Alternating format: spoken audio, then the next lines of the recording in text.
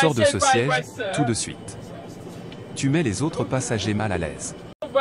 Les mots résonnèrent haut et fort, résonnant sur les murs polis de la cabine du vol 227 de Mesa Airlines.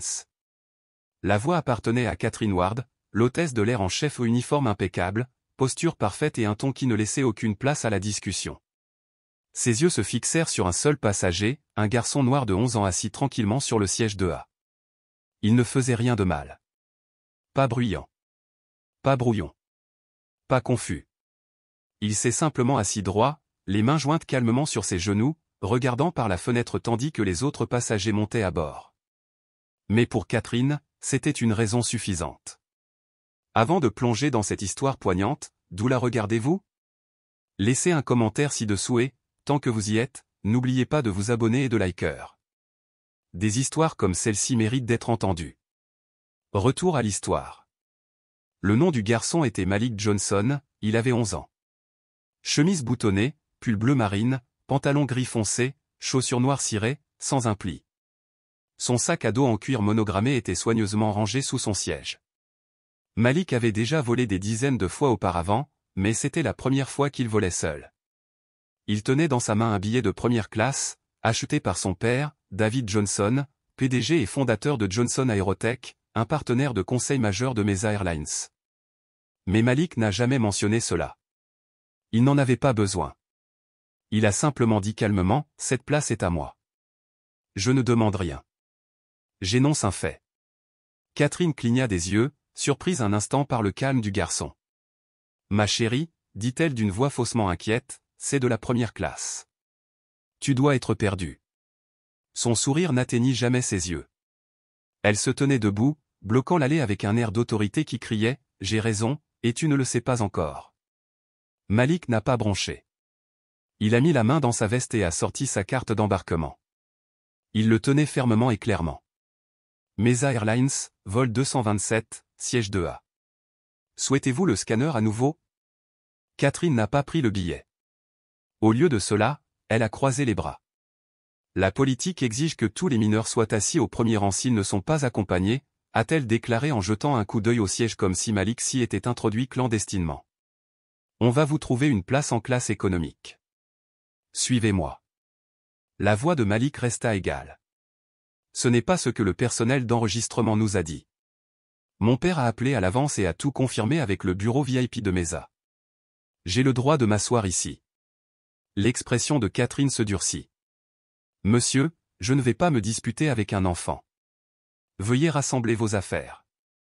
Les passagers à proximité ont commencé à regarder. Une femme latino-américaine d'âge moyen du 2CO, Madame Linda Perez, s'est légèrement penchée et a murmuré, « Pourquoi le faites-vous sortir? Il ne fait rien de mal. » Catherine l'ignora. Malik est resté assis. Puis vint l'appel. Catherine tapota son oreillette. « Nous avons besoin d'un agent d'embarquement pour la première classe. J'ai un enfant assis au mauvais endroit. Peut-être même dans la mauvaise section. » Quelques minutes plus tard, un jeune membre du personnel au sol remontait la passerelle. Sur son badge on pouvait lire Tama Jones. Elle ne paraissait pas avoir plus de 25 ans. Elle s'arrêta lorsqu'elle vit Malik et le reconnut instantanément. Ses yeux s'écarquillèrent légèrement, mais son visage resta calme. « Laissez-moi scanner la carte d'embarquement, madame, dit-elle. » Malik le lui tendit en silence. Elle l'a scanné.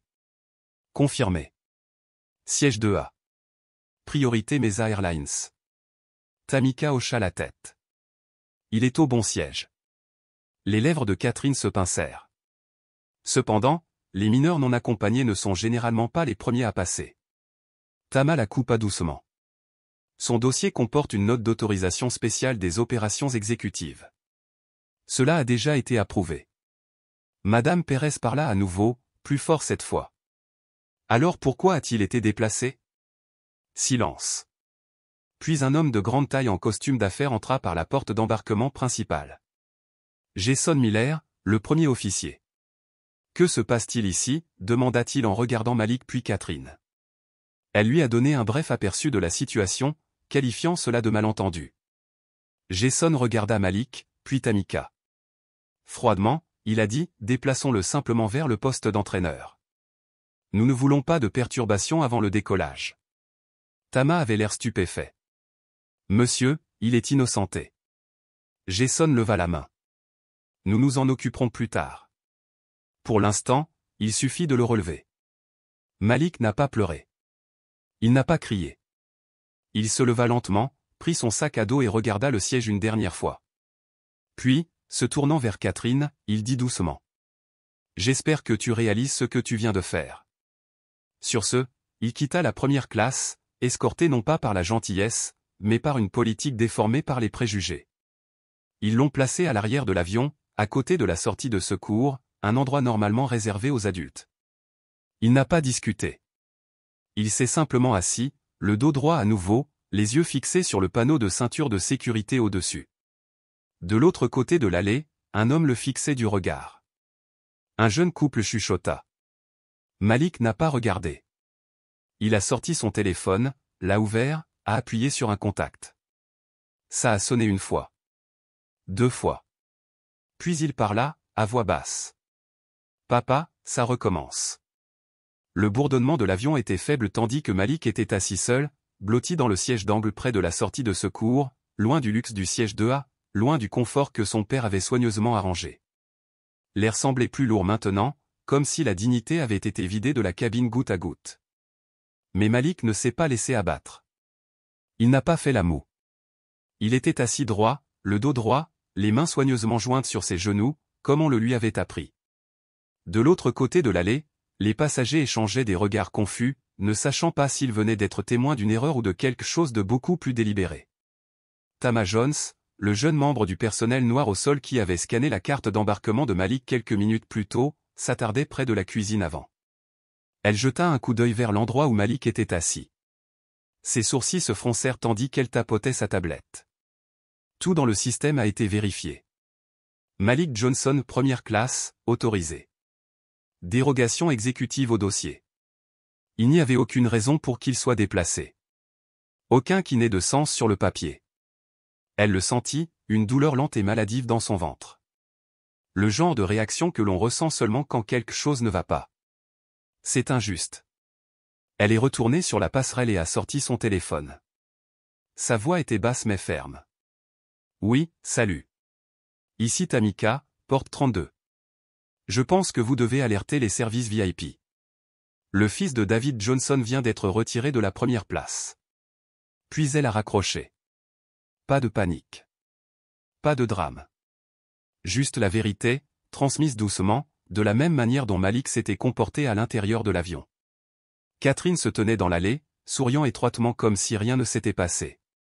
Elle se pencha pour ajuster une ceinture de sécurité au 3e rang, ignorant soigneusement le murmure de malaise qui montait derrière elle. Il ira bien, dit-elle à personne en particulier. Les enfants sont résilients. Mais tout le monde ne partageait pas son point de vue. Au siège 2C, Madame Linda Perez était assise, les bras croisés, les yeux plissés d'incrédulité. Ce garçon avait un ticket, murmura-t-elle à l'homme à côté d'elle. Un billet de première classe. Je l'ai vu. Je me fiche de ce qu'ils disent, a-t-elle poursuivi. Ce n'était pas une politique. C'était autre chose. Pendant ce temps, à l'arrière de l'avion, Malik était assis, immobile. Mais ses pensées tournaient doucement, avec précision, régularité et une familiarité bien trop grande. Ce n'était pas la première fois. 1 an plus tôt, sur une autre compagnie aérienne, alors qu'il voyageait avec sa mère, une chose similaire s'était produite. Un regard suspect. Un commentaire chuchoté. Une réaffectation, pour des raisons de sécurité. À l'époque, il avait pleuré quand ils avaient atterri. Mais pas cette fois. Il avait maintenant 11 ans et il comprenait exactement ce qui s'était passé. Mon père m'a dit, ne jamais élever la voix, murmura-t-il doucement pour lui-même, fixant le bouton d'appel au-dessus de son siège. Soulevez la vérité. À l'avant de l'avion, le premier officier Jason Miller se tenait près du cockpit, les bras croisés. Son langage corporel criait son désintérêt. Lorsque Tama revint brièvement lui parler, d'un ton professionnel, il ne leva même pas les yeux du manifeste. Nous avons l'autorisation de fermer la cabine, a-t-il déclaré. Faisons avancer les choses. Monsieur, répondit prudemment Tamika. David Johnson est sur la liste VIP de Mesa Airlines. Il est également consultant externe pour les opérations. Si son fils a été réaffecté de manière inappropriée. Jason l'interrompit d'un signe de la main. Écoutez, ce n'est qu'un enfant. Il aura une autre place. On ne retardera pas ce vol à cause d'une question de place. Tamika ne protesta pas, mais ne partit pas non plus. Elle resta immobile un instant, laissant son silence parler. Puis elle fit demi-tour et s'éloigna, se dirigeant droit vers la réception. Pendant ce temps, le téléphone de Malik vibrait doucement dans sa main. Un nouveau message. Je suis en route. Ne bouge pas. 5 mots seulement, mais il portait le poids d'un tonnerre calme. Malik ne souriait pas, mais ses yeux pour la première fois depuis qu'il était assis clignaient un peu plus lentement. Dans la cabine de première classe, George Whitmore, un homme blanc d'une 60aine d'années, bien habillé, leva les yeux de son journal. Il observait silencieusement la scène, absorbé par tout.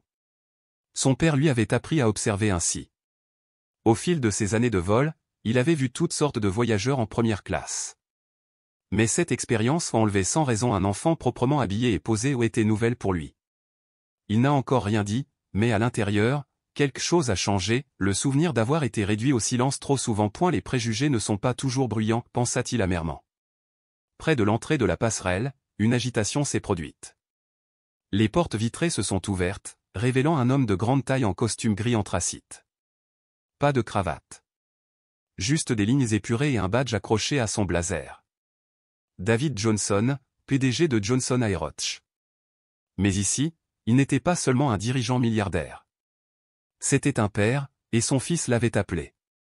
Tamika l'a repéré en premier et a agi rapidement.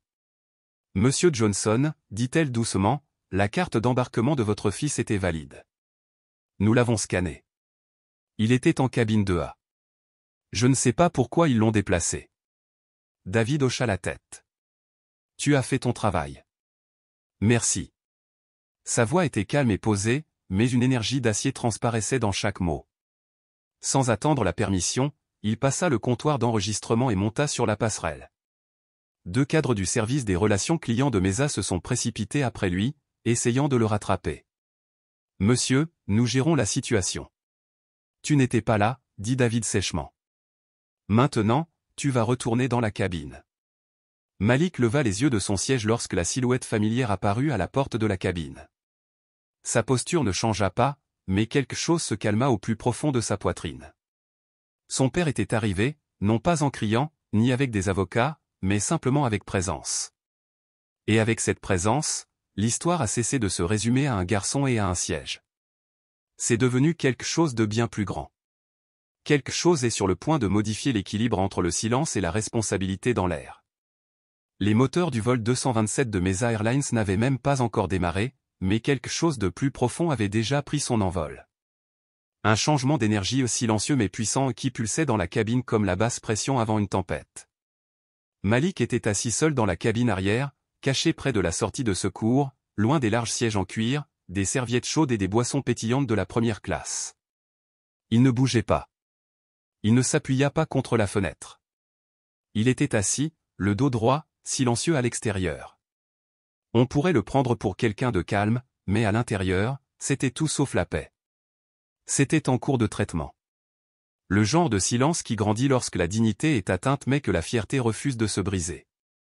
Son téléphone était posé face contre terre sur ses genoux. Le dernier message de David brillait encore à travers la vitre. « Je suis en route.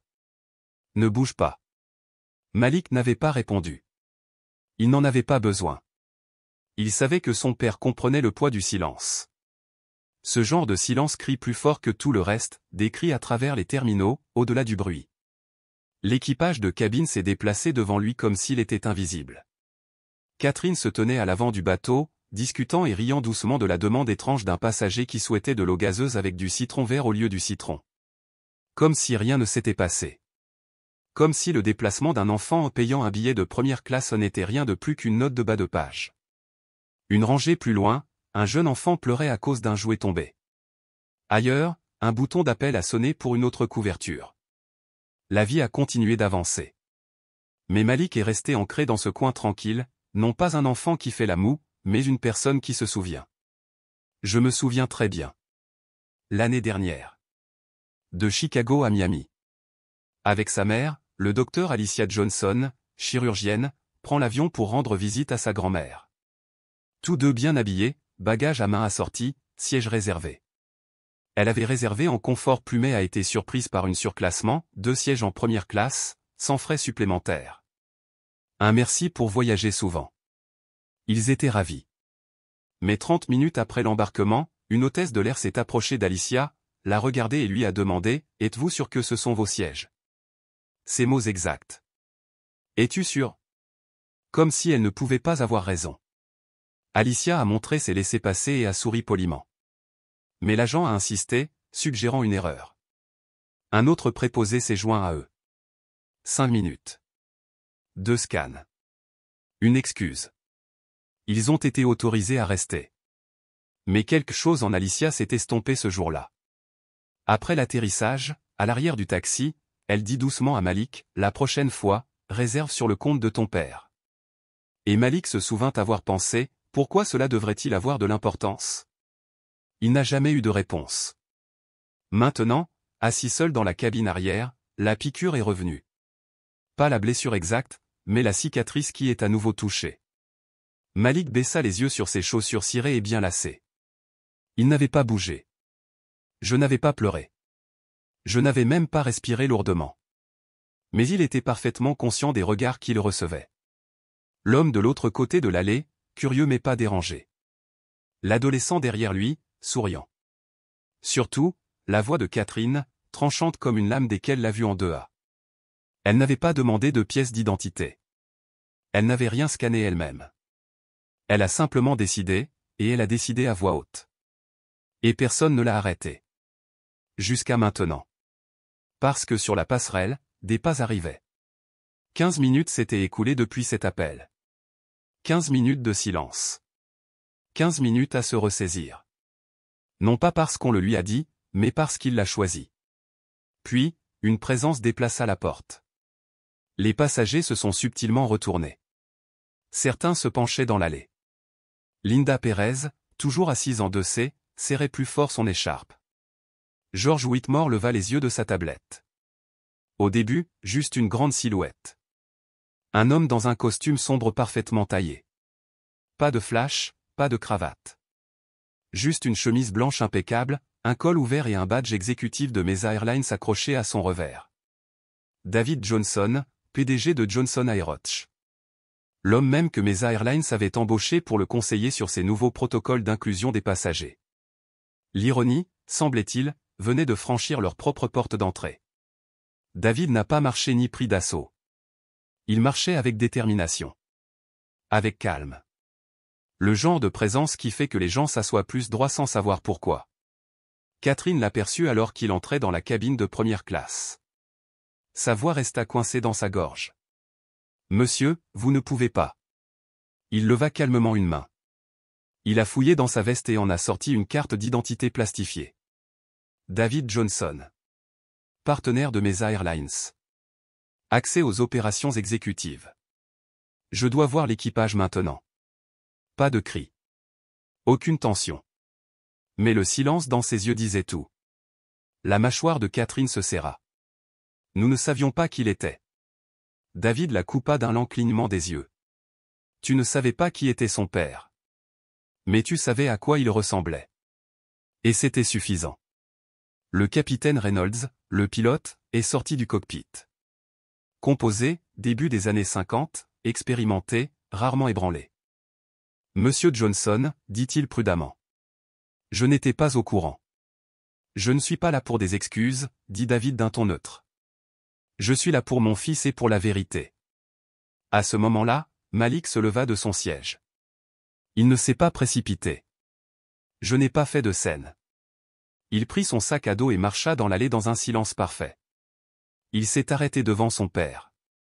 Les deux se tenaient face à face. Pas besoin de mots.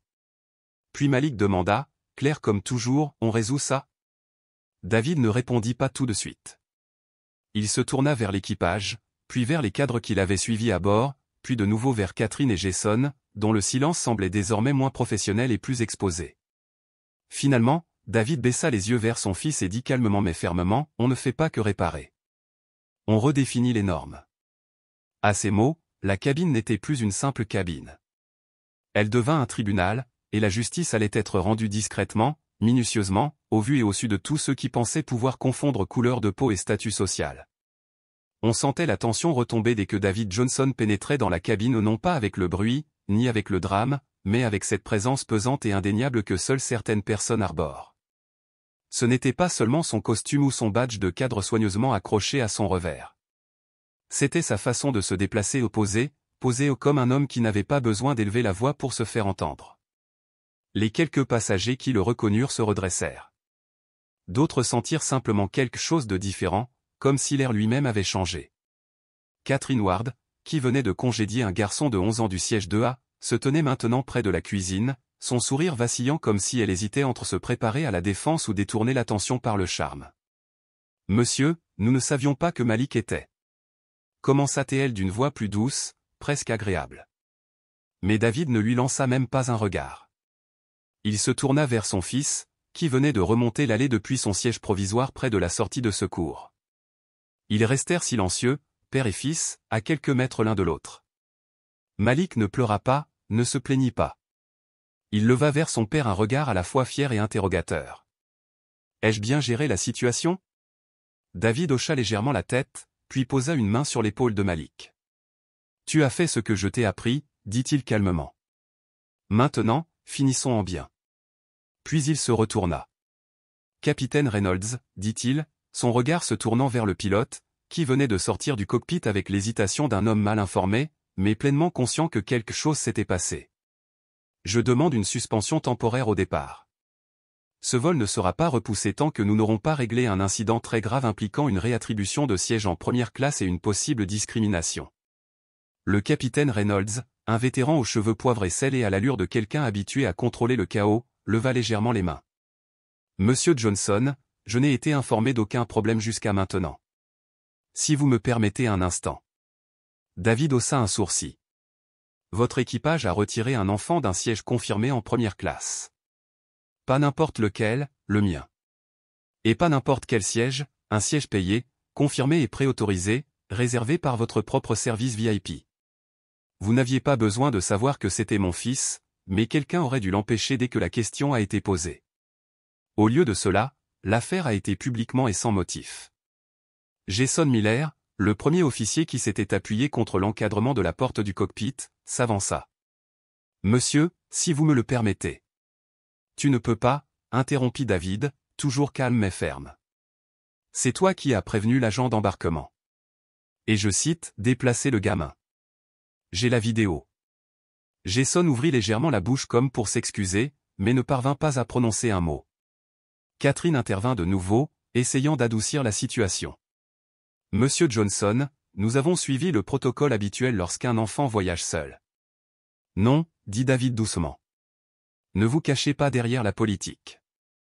Ce n'était pas une question de procédure. C'était une question de perception. Vous avez vu un enfant noir en première classe et vous avez supposé qu'il n'avait rien à faire. Ce n'était pas un échec politique. C'était une décision personnelle. Et c'était mal. » Le silence suivit. Puis, derrière David, une voix retentit. « Moi aussi, je l'ai vu, » dit Linda Perez, maintenant assise à son siège en 2C. Elle regarda autour d'elle, comme si elle en avait assez. Ce garçon a montré son billet clairement, poliment. Elle ne l'a même pas regardé, elle a juste appelé des renforts. Et personne ne l'a arrêté. Nous avons vu ce qui se passait. Le visage de Catherine rougit, mais elle ne dit rien. Puis, à la surprise générale, une autre voix se fit entendre. George Whitmore, le vieil homme blanc assis au siège 1A, jusque-là silencieux, posa sa tablette, se leva lentement et parla du ton calme de quelqu'un qui avait vécu des décennies de recul. « Je l'ai jugé, » a-t-il admis. Les yeux rivés sur Malik, il a dit, « J'ai levé les yeux et j'ai vu un garçon assis seul en première classe. Je me suis dit, peut-être qu'il n'est pas à sa place. Je ne l'ai pas dit, mais je l'ai pensé et j'avais tort. Ce n'est pas seulement une question de politique. C'est une question de regard sur les gens. » David hocha légèrement la tête, reconnaissant l'honnêteté de son interlocuteur. Puis il se tourna vers l'équipage. « Vous avez deux choix, dit-il clairement. Vous pouvez poursuivre ce vol, après avoir présenté des excuses officielles à mon fils et l'avoir réinstallé à sa place légitime. Ou vous pouvez expliquer à vos supérieurs et au public pourquoi Mesa Airlines a permis à un parti pris implicite de passer outre les droits d'embarquement confirmés. Le visage de Jason était pâle. Catherine baissa les yeux vers le sol. Aucun des deux ne bougea. David se tourna vers Tamika Jones, qui était rentrée discrètement dans la cabine à l'arrière. « Tama, dit-il, peux-tu raccompagner Malik au 2A ?» Elle sourit, légèrement, et remonta l'allée. « Bien sûr, monsieur Johnson. » Malik n'attendit pas qu'on l'aide. Il s'avança seul, regarda Catherine dans les yeux non pas avec colère, mais avec la même force tranquille que son père et retourna au siège 2A comme s'il ne l'avait jamais quitté. Quelques passagers ont applaudi. Pas beaucoup, mais suffisamment pour marquer le point. Alors que Malik s'asseyait, David se tourna une dernière fois vers l'équipe. « Les préjugés ne crient pas toujours, dit-il. Parfois, ils se murmurent derrière un sourire. Parfois, ils se cachent dans une politique. Mais mon fils l'a entendu, et moi aussi. » Puis il prit une grande inspiration, regarda le capitaine Reynolds et dit d'un ton définitif, « Cet avion ne vole pas tant que les mauvaises personnes n'en descendent pas. » Pendant quelques instants, la cabine du vol 227 de Mesa Airlines ressemblait à une salle d'audience suspendue dans les airs, même si l'avion n'avait pas bougé d'un pouce de la porte d'embarquement. Dehors, le tarmac scintillait sous la chaleur de juillet, mais à l'intérieur, l'atmosphère était plus froide, toujours tendue. Chaque passager savait désormais qu'il avait été témoin d'un événement plus grave qu'une simple erreur de siège. C'était un véritable jugement. David Johnson se tenait à l'avant de la première classe, non pas comme un PDG exhibant ses papiers, mais comme un père dont la résolution discrète avait bouleversé la salle. Son fils Malik, de nouveau assis en classe 2A, n'avait pas besoin de protection. Il avait besoin de la vérité et son père la lui transmettait, mot pour mot. Le capitaine Reynolds s'éclaircit la gorge et s'avança. « Monsieur Johnson, je comprends votre inquiétude, mais puis-je suggérer que nous désenvenimions la situation en déposant un rapport officiel après le décollage ?» David se tourna vers lui, calme mais sec. « Non. On ne décolle pas avec cet équipage toujours responsable de cet acte. Tu veux que je remplisse les papiers plus tard pendant que Catherine verse du champagne ici et fait comme si de rien n'était? Je ne crois pas. » Jason Miller, le copilote, s'est avancé, la voix basse mais sur la défensive. « Ce n'est pas personnel. Nous n'avions aucune intention de nuire. » David le regarda droit dans les yeux. « C'est bien là le problème. Tu as pris les choses personnellement dès que tu as vu sa peau. Et ne confonds pas intention et impact. La question n'est pas de savoir si tu voulais faire du mal. La question est de savoir quel mal tu as causé. » Jason expira lentement, son sang-froid se brisant. J'ai suivi le jugement de l'hôtesse de l'air. Elle a dit que c'était une question de politique. Non, répondit David. Elle a dit que c'était une question de politique, et vous l'avez cru sans même vérifier. Ce n'est pas protocolaire. C'est de la complicité. Le silence qui suivit fut rompu non pas par un membre du personnel de la compagnie aérienne, mais par un passager. Linda Perez, fermement assise en 2C, se releva, la voix claire et fière. Il a raison. J'ai tout vu. Ce garçon était calme, respectueux, préparé. Il lui a même demandé de repasser sa carte d'embarquement. Catherine ne l'a même pas regardé. Elle l'a simplement congédié. Sa voix se brisa brièvement, mais elle insista. Et vous l'avez tous laissé faire. Je n'ai pas parlé assez fort au moment opportun, mais je parle maintenant. David lui fit un léger signe de tête. Merci. Puis, s'adressant à l'équipage, il ajouta, elle ne savait pas qui était Malik, et c'est bien là le problème. Aucun enfant ne devrait jamais avoir à porter un titre, un nom de famille ou un badge pour gagner le respect humain fondamental. À ce moment-là, George Whitmore, un homme blanc âgé assis en 1A, se leva à nouveau, sa voix désormais plus ferme. Vous savez, dit-il, je suis pilote pour Mesa Airlines depuis plus de 20 ans. J'ai vu le meilleur et le pire. J'ai bu du champagne à ce même siège le matin de Noël. Mais j'ai aussi vu avec quelle rapidité des gens comme ce jeune homme là-bas sont jugés non pas pour ce qu'ils font, mais simplement pour ce qu'ils sont. Il s'arrêta, regardant Catherine et Jason. Aujourd'hui, j'ai vu un enfant se faire dépouiller de sa dignité devant une cabane pleine d'adultes qui n'ont rien dit et moi aussi, je suis resté silencieux. C'est de ma faute. Se tournant vers David, il admit, je l'ai jugé aussi. Et j'avais tort. Merci de nous le rappeler. Catherine se déplaçait mal à l'aise, les bras croisés. Écoutez, je ne voulais insulter personne. Je fais ce métier depuis 18 ans. Je me fie à mon instinct.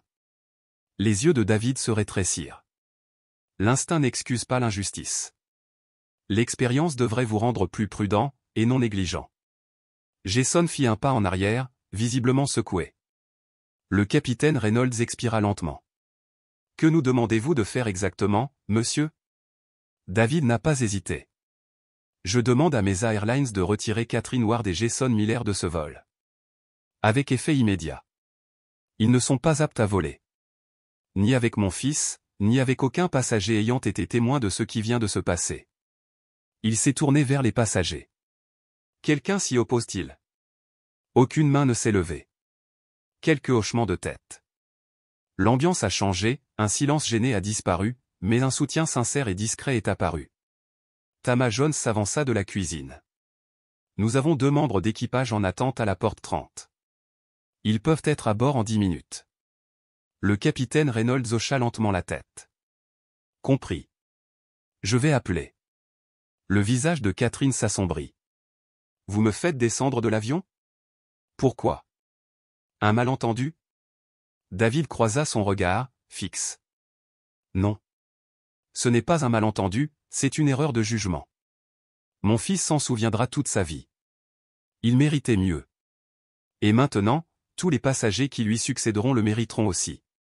Tandis que Catherine et Jason rassemblaient leurs affaires et étaient escortés par un superviseur, il n'y eut ni applaudissement ni humiliation publique, juste un silence pesant. De celui qui s'installe lorsque la vérité frappe si fort qu'elle n'a pas besoin d'écho. Malik regardait tranquillement, sans sourire, sans jubilation, juste une pensée murmurée. Je ne suis pas en colère, mais je me souviens de tout. David s'agenouilla à côté de son fils. Voulez-vous que je reste à bord? Malik leva les yeux calmement. Ça ira, papa. Fais ce que tu as à faire. David sourit. Tu as déjà fait ce pourquoi je t'ai élevé. Se tournant vers les dirigeants de Mesa Airlines qui étaient entrés dans la cabine, David parla clairement. Il ne s'agit pas seulement de mon fils. Il s'agit de chaque passager que vous avez déjà mal jugé. Il s'agit de confiance. De silence.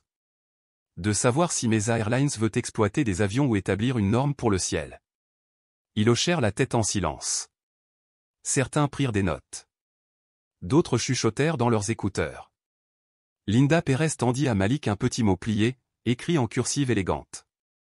Merci d'avoir tenu bon, même lorsque les adultes étaient assis. Derrière elle, George Whitmore ajouta doucement. La dignité est contagieuse, mon fils. Ne laisse pas le monde te l'enlever. L'avion est resté cloué au sol quelques minutes de plus, mais quelque chose de bien plus gros avait déjà pris son envol. En quelques minutes, 2 nouveaux membres d'équipage sont arrivés à la porte 32, professionnels, concentrés, conscients qu'ils s'engageaient dans quelque chose de plus profond qu'un simple changement d'équipe. Alors que Catherine Ward et Jason Miller étaient officiellement retirés du manifeste, les portes de la cabine sont restées ouvertes, non pas à cause du retard, mais parce que Mesa Airlines, sciemment ou non, réécrivait la façon dont elle traitait ses passagers. Au centre de ce changement se trouvait un garçon de 11 ans, les mains jointes, le dos droit, les yeux calmes comme toujours. Malik n'a pas esquissé un sourire narquois ni jubilé. Lorsque la nouvelle hôtesse de l'air, Denise Meyers, s'est agenouillée à côté de lui et lui a dit « Monsieur Malik, nous sommes honorés de vous revoir là où vous devez être. » Il croisa son regard et répondit simplement « Merci, madame. Je vais bien. » Autour de lui, les passagers étaient silencieux, non pas indifférents, mais respectueux. Ils avaient assisté à quelque chose d'inoubliable, pas une crise de colère, pas un spectacle viral, mais une véritable dignité, exercée, persévérante, profondément authentique. David s'attarda encore quelques minutes, puis s'adressa à nouveau aux dirigeants de Mesa, calme mais ferme. Ce n'est pas la fin de la conversation. Quand la dignité de mon fils est bafouée ainsi, qu'est-ce que cela révèle de votre équipage? De votre système? Le directeur des opérations hocha la tête, rouge mais sérieux. Nous comprenons. Nous allons procéder à un examen complet et nous vous remercions de votre gestion responsable. David leva légèrement la main. Ne me remercie pas, remercie Malik de ne pas avoir perdu sa voix quand la tienne l'a trahi. Avant de quitter l'avion, David s'adressa doucement aux passagers. Nous ne pouvons pas avancer si nous restons coincés là où nous pensons que les gens appartiennent. Puis il sortit, la porte sifflant doucement derrière lui. Il ne s'agit pas du départ d'un PDG, mais du départ discret d'un homme qui savait que son travail ne faisait que commencer. De retour dans le 2A, Malik était assis avec une tasse d'eau et un biscuit apporté par la nouvelle hôtesse de l'air, pas un pot de vin ou une performance, juste de la gentillesse. Linda Pérez s'est penchée depuis le 2C. Si j'avais eu la moitié de ta grâce à ton âge, ma vie aurait été très différente. Malik sourit doucement. Mon père dit que la grâce ne consiste pas à abandonner les choses. Il s'agit de les porter, n'est-ce pas? Linda rigola. Il t'a bien élevé. De l'autre côté de l'allée, George Whitmore jeta un coup d'œil à Malik puis se leva, accroupi à côté de son siège. Puis-je dire quelque chose? Malik hocha la tête. Bien sûr, monsieur. George s'éclaircit la gorge. Quand tu t'es assis pour la première fois, j'ai porté un jugement non pas à cause de quoi que ce soit que tu aies fait, mais simplement parce que j'avais tort. Je veux que tu saches que je te vois maintenant. Non pas comme un enfant, ni comme le fils de quelqu'un, mais comme un jeune homme qui m'a rappelé ce qu'est la dignité. Malik cligna des yeux une fois. Merci de me l'avoir dit. La plupart des gens ne le savent pas. George sourit. Je ferai mieux la prochaine fois. C'est promis. Alors qu'il regagnait son siège, une douce chaleur se répandit dans la cabine. Pas d'applaudissements, pas de gros titres viraux, juste des êtres humains qui apprenaient et grandissaient, enseignés discrètement par un garçon. Près du cockpit, le capitaine Reynolds terminait la liste de contrôle avec son nouveau premier officier, le ton posé mais le regard plus vif. Fermons la cabine. Prêt pour le départ. Avant de sceller les portes, le directeur des opérations s'est penché vers Linda Pérez. Envisageriez-vous de rejoindre un nouveau groupe consultatif de passagers? Votre voix compte. Les sourcils de Linda se haussèrent. Tu veux que je m'implique? Il sourit. Tu as réagi au moment opportun. C'est plus que la plupart. Linda hocha la tête pensivement. J'y réfléchirai, si Malik prend la parole en premier. L'homme jeta un coup d'œil à Malik, puis sourit. Accord? Des mois plus tard, au siège de Mesa Airlines à Dallas, David Johnson a annoncé le lancement du protocole Malik. Une initiative à l'échelle de l'entreprise visant à garantir que la dignité d'aucun passager ne soit plus jamais remise en question ou ignorée. Point clé inclus. Formation obligatoire sur les préjugés implicites pour tout l'équipage et le personnel de porte. Un nouveau comité d'examen des escalades composé de représentants de la communauté et des jeunes. Outils de signalement en temps réel pour la discrimination en vol. Nouvelle procédure d'embarquement protégeant l'identité des mineurs non accompagnés. Malik, maintenant debout avec confiance sur le podium, a dit simplement. Le respect ne devrait jamais nécessiter de titre. Je ne voulais ni l'attention ni la célébrité, je voulais juste être traité comme si j'avais ma place. Ces paroles résonnèrent dans la pièce, silencieuses mais puissantes, un véritable courage enveloppé dans la grâce de la jeunesse. L'histoire se répandit rapidement. Les compagnies aériennes contactèrent Mesa et adoptèrent le protocole Malik. Les équipages changèrent leur regard, leur manière de traiter les passagers. Plus de gentillesse, plus de reconnaissance, plus de respect. Et Catherine Ward? Elle ne prit plus jamais l'avion pour Mesa. Elle envoya une lettre à Malik, où elle écrivit. Tu m'as appris plus en 5 minutes qu'en 18 ans de vol. Je ne peux pas revenir en arrière, mais je promets de faire mieux. Malik plaça cette lettre dans un dossier que son père avait confectionné. Une chronologie, non pas d'un traumatisme, mais d'une transformation. La vie reprit son cours. Malik retourna à l'école. Joua aux échecs. Participa à un stage de codage. Mais il n'était plus un simple enfant tranquille. Il était devenu un symbole. Non parce qu'il le cherchait, mais parce que le monde en avait besoin. Un jour, Malik et son père embarquèrent pour un autre vol vers Mesa. L'hôtesse les accueillit chaleureusement. Bon retour, monsieur Johnson. Le vol 2A vous attend. Malik sourit. Merci, mais tu peux simplement m'appeler Malik. Pas de fanfare. Pas de flash. Juste la paix. David regarda son fils et demanda. Ça va? Malik hocha la tête. Je n'ai pas besoin d'un grand siège. J'ai juste besoin d'un siège confortable. Et tandis que l'avion décollait, quelque chose de nouveau s'envolait avec lui. Un héritage de dignité, de respect, et de changement.